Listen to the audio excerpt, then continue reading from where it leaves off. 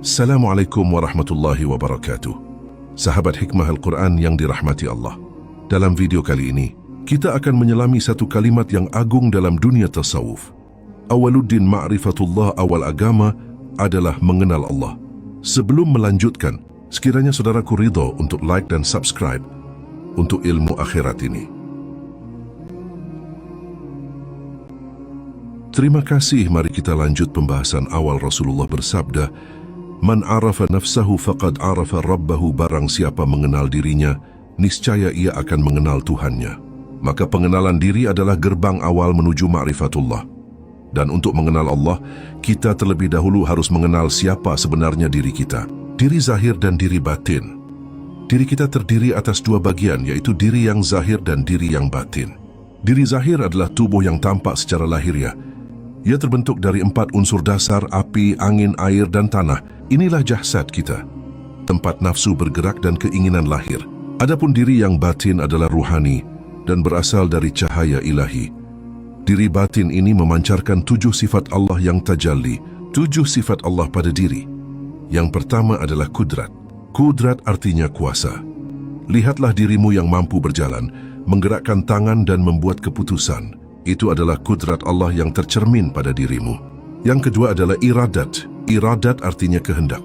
Ketika engkau menginginkan sesuatu, saat itulah kehendak Allah sedang nyata dalam dirimu. Yang ketiga adalah ilmu. Ilmu adalah kemampuan untuk mengetahui. Kau tahu mana gula, mana garam, mana jalan yang benar dan mana yang sesat. Itu adalah ilmu Allah yang hadir dalam dirimu. Yang keempat adalah hayat. Hayat artinya hidup. Engkau bisa bergerak, bernafas, beraktivitas karena kau hidup. Dan kehidupan itu hanyalah dari Allah. Jika hayat dicabut, maka tubuh ini hanyalah bangkai. Yang kelima adalah sama. Sama artinya mendengar. Kau mampu mendengar suara, karena ada sifat Allah yang maha mendengar yang memancar padamu. Yang keenam adalah bashar. Bashar artinya melihat. Matamu melihat, hatimu memandang. Semua itu berasal dari cahaya penglihatan Allah yang menampakkan diri padamu. Yang ketujuh adalah kalam. Kalam artinya berkata-kata. Kau berbicara dengan mulut, tapi juga berkata di dalam hati. Kedua-duanya adalah tajalli dari kalam Allah pada diri manusia. Rasulullah bersabda, matikan dirimu sebelum engkau mati. Yang dimaksud adalah mati secara maknawi, bukan jasad yang mati, tapi rasa kepemilikanmu terhadap 7 sifat tadi yang dimatikan. Jika engkau telah mengakui bahwa yang berkuasa hanya Allah, yang berkehendak hanya Allah, yang mengetahui, yang hidup, yang mendengar, yang melihat dan berkata hanyalah Allah, maka engkau telah mematikan dirimu, dan saat itu yang tersisa hanyalah Allah di dalam pandanganmu. Diri tidak memiliki apa-apa.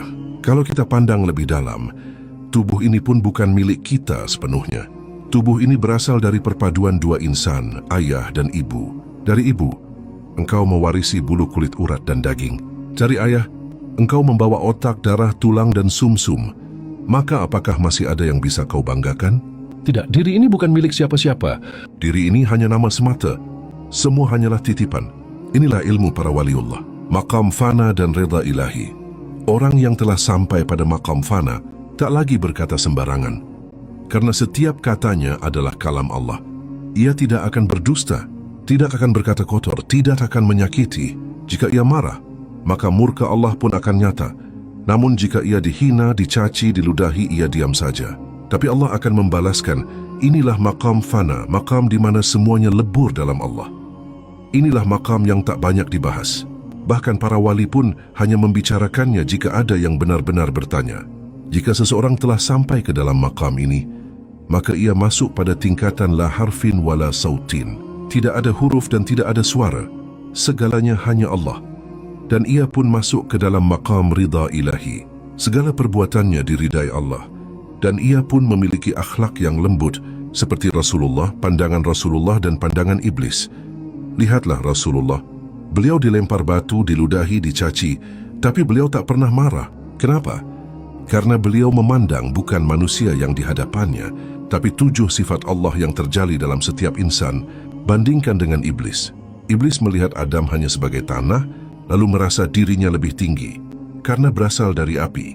Padahal ia tidak tahu bahwa dalam diri Adam terdapat 4 unsur, tanah, air, angin, api, dan 7 sifat Allah yang memuliakannya. Maka kenalilah dirimu. Karena siapa yang benar-benar mengenal dirinya, maka ia akan mengenal Tuhannya. Siapa yang mengenal Tuhannya, maka seluruh hidupnya menjadi ibadah, amalnya ringan, ucapannya lembut, pandangannya dalam, dan ia hanya melihat Allah dalam setiap ciptaannya. Sebagian orang heran, mengapa para wali bisa berjalan di atas air? Mengapa mereka bisa mengetahui sesuatu yang jauh? Mengapa ucapan mereka menjadi nyata? Mengapa doanya menembus langit dan bumi? Mereka menyebut itu sebagai karomah, kemuliaan yang tampak luar biasa.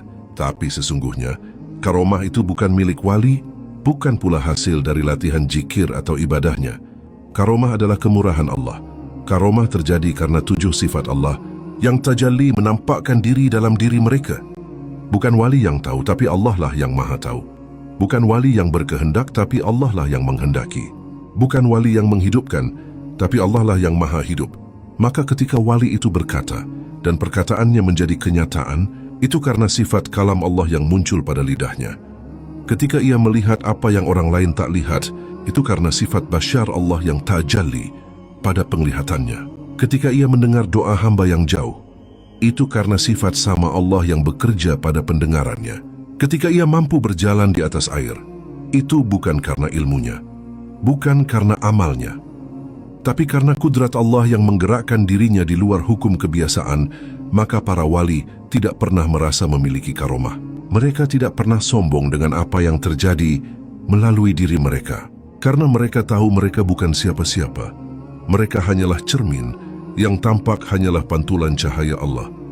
Jika engkau memuji wali, sebenarnya engkau sedang memuji Allah, karena segala sesuatu yang muncul dari wali itu adalah sifat Allah, bukan dirinya, bukan tubuhnya, bukan kehendaknya, tapi semuanya adalah Allah. Karomah bukan tujuan, karomah bukanlah tujuan para wali. Mereka tidak mencarinya, tidak menampakkannya, tidak menyukainya, karena karomah bisa menipu orang yang masih awam.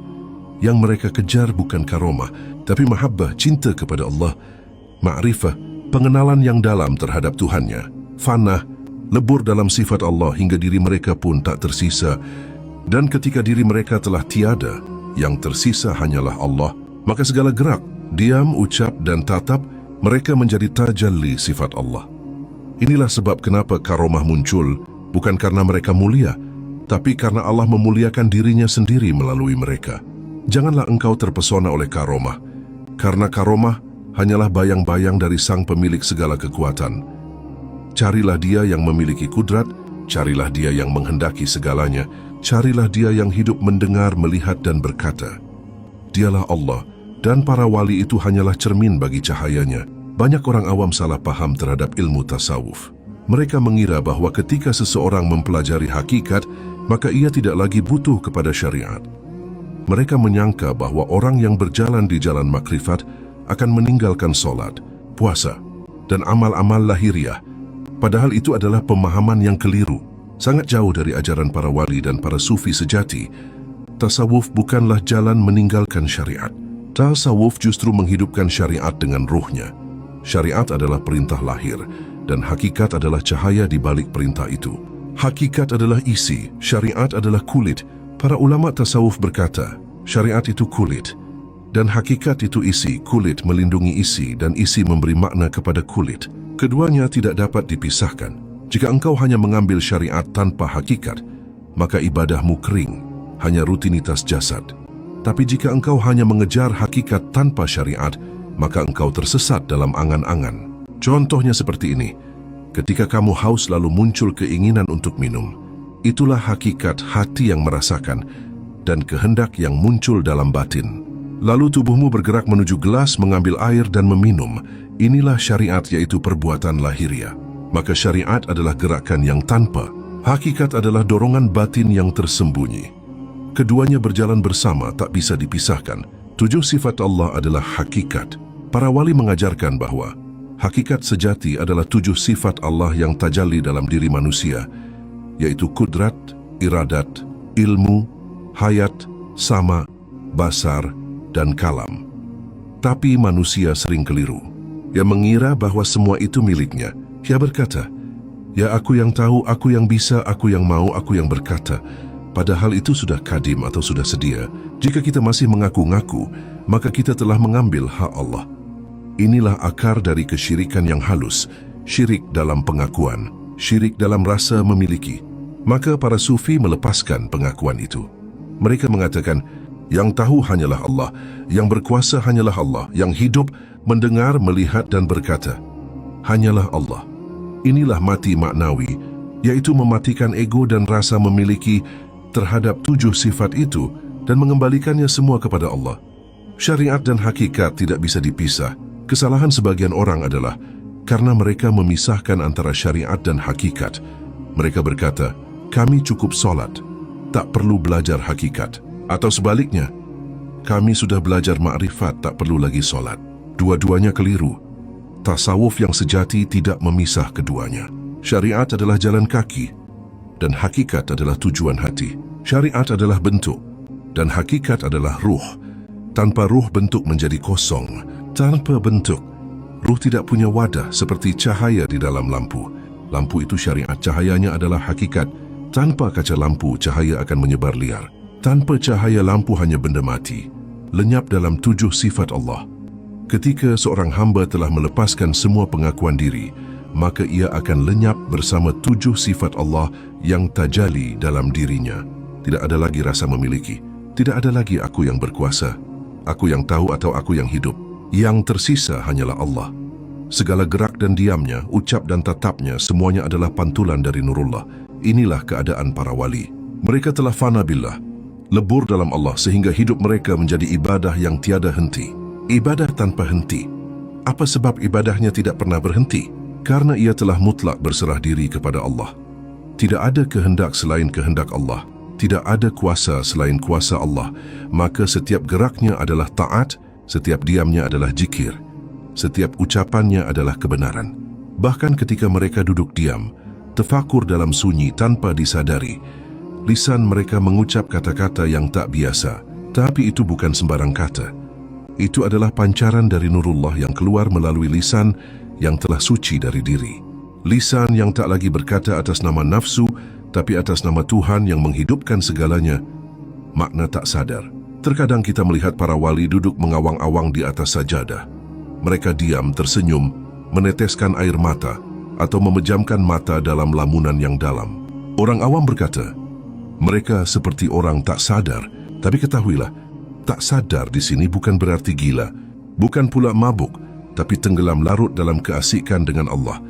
Hatinya tak lagi memandang dunia, dirinya telah masuk ke dalam samudera makrifat yang luas. Keadaan ini disebut fana billah, lenyap dalam kehadiran Allah. Jiwanya larut, hatinya lulu, dirinya tak punya lagi kehendak selain kehendak Allah. Syekh Siti Jenar dan Al-Halaj, keadaan seperti inilah yang dialami oleh Syekh Siti Jenar dan Al-Halaj. Keduanya telah masuk ke dalam maqam sirullah, yaitu rahasia terdalam yang tak dapat dijelaskan dengan huruf dan suara. Ketika mereka berkata ana al-haq, itu bukan berarti mereka mengaku sebagai Tuhan, tapi karena yang berbicara bukan lagi dirinya, yang berkata adalah nur Allah yang bertajali dalam dirinya, sehingga kata-katanya adalah pantulan dari yang maha benar. Mereka pun tak lagi takut pada kematian, karena bagi mereka mati adalah pertemuan. Mereka tak takut kepada hukuman manusia, karena yang mereka lihat hanyalah Allah dalam segala hal. Inilah rahasia para wali.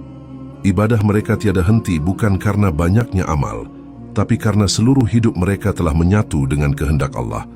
Semoga kita diberi taufik untuk menelusuri jejak mereka, bukan untuk menjadi seperti mereka, tapi untuk memahami cahaya kebenaran yang memancar dari jalan mereka. Karena jalan tasawuf adalah jalan cinta, jalan tunduk, dan jalan melepas segala rasa memiliki, hingga tak ada yang tersisa kecuali Allah semata.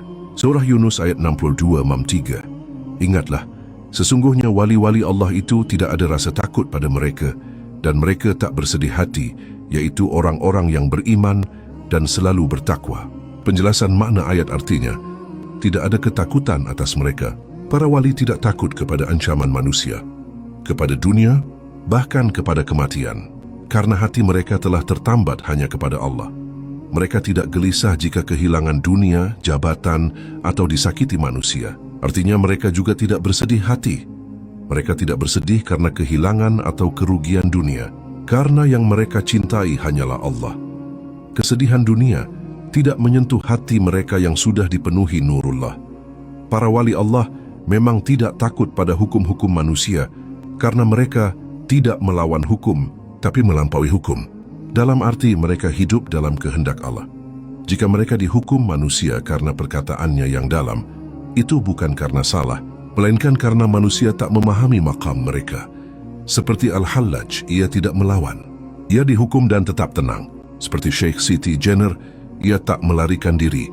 Karena bagi mereka Allah lah raja segala hukum. Kenapa para wali tidak takut dan tidak bersedih? Karena mereka tidak melihat dunia sebagai tujuan. Dunia hanyalah bayangan, yang hakiki hanyalah Allah.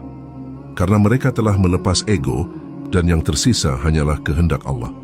Karena mereka hidup di bawah naungan 7 sifat Allah yang membuat seluruh geraknya adalah ibadah. Karena mereka yakin bahwa semua yang terjadi adalah dari Allah dan semua akan kembali kepadanya. Jadi ayat ini sangat jelas menyatakan bahwa para wali Allah tidak takut kepada siapapun kecuali Allah, tidak sedih karena kehilangan dunia, tidak goyah oleh ancaman, hinaan atau kematian, dan hidupnya adalah ibadah yang tiada henti. Inilah para wali, tenang hatinya, tajam pandangannya, dan lebur dirinya dalam cinta kepada Allah. Tanda-tanda memasuki maqam kewalian. Kewalian bukan soal sorban, jubah atau karomah yang menakjubkan. Bukan pula soal pengakuan atau gelar dari manusia. Kewalian adalah maqam ruhani di mana seorang hamba mulai dilebur oleh cinta dan cahaya Allah. Ada tanda-tanda yang halus, yang tak tampak oleh mata kasar, tapi terasa dalam hati yang jujur dan bersih. Tanda pertama adalah hati yang mulai takut mengambil hak Allah. Ia mulai berhati-hati dalam merasa memiliki. Ia tak lagi berkata, "Aku tahu, aku ingin," karena ia sadar semua kudrat iradat ilmu hayat sama bashar dan kalam bukanlah miliknya. Semua itu hanya milik Allah. Tanda kedua, hati mulai merasa berat dalam perbuatan sia-sia, bahkan bercanda pun dijaga. Bukan karena ingin terlihat alim, tetapi karena jiwanya tidak betah jauh dari zikir. Ia memilih diam daripada berkata kosong, karena diamnya kini adalah zikir batin yang tak terdengar. Tanda ketiga, ia tidak gembira saat dipuji dan tidak marah saat dicaci, karena ia tahu pujian dan hinaan adalah sama-sama bayangan. Yang penting bukan penilaian manusia, tetapi pandangan Allah di dalam hatinya. Tanda keempat, ia mulai larut dalam tafakur. Bahkan tanpa sadar ia duduk lama, memandang sunyi dan merasakan kehadiran Allah lebih nyata dari dunia di sekitarnya. Tangisnya datang bukan karena dunia, tapi karena rindu yang tak tertahankan pada Rabb-nya. Tanda kelima, ia mulai mencintai kesendirian karena di dalam sepi ia merasa dekat, bukan karena membenci manusia, tetapi karena ingin menjaga hati, tetap tertaut hanya pada Allah. Tanda keenam, ucapannya mulai membawa bekas, bukan karena retorika, tapi karena apa yang keluar dari lisannya berasal dari hati yang penuh zikir. Kadang satu kalimatnya membuat orang lain menangis. Kadang nasihatnya terasa seperti suara dari dalam jiwa sendiri.